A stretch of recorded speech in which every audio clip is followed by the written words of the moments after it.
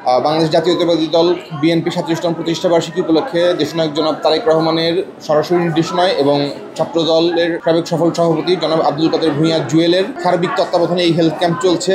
এইখানে মানুষের অভূতপূর্ব সাড়া।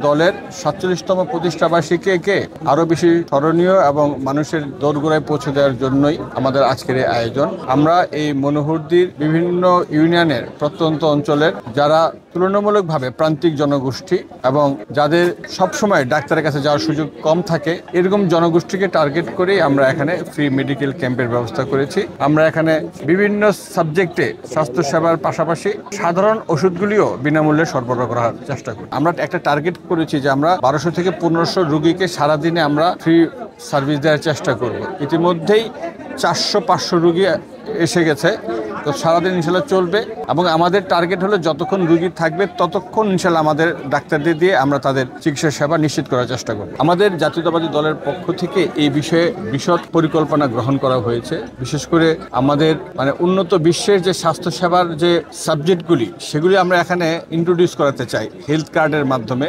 যেখানে একজন রোগীর সমস্ত ধরনের ডাটাই থাকবে। বাছাই করা আলু আর স্পাইসি সিজনিং এ প্রাণ পোটাটা চিপস নাকি বিস্কিট খেয়ে বুঝে নাও।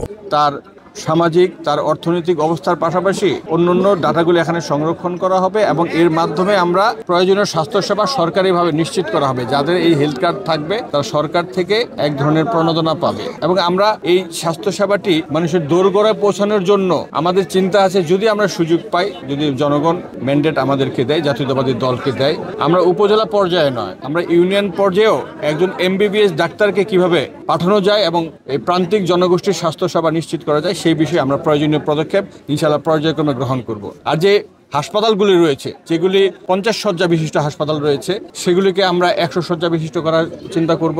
যেগুলি 200 আছে সেগুলিকে কিভাবে আরো শয্যা বাড়ানো যায় এবং কিভাবে আরো বিশেষজ্ঞ ডাক্তার সেখানে রাখা যায়। একইভাবে উন্নত প্রশিক্ষণ দেওয়ার পর তারা যেন দেশে এসে এই দেশের মানুষের পাশে কাজ করে, সেই জন্য আমরা এক ধরনের অ্যাওয়ারনেস তৈরি করার প্রোগ্রাম আমরা ইনশাআল্লাহ গ্রহণ করব।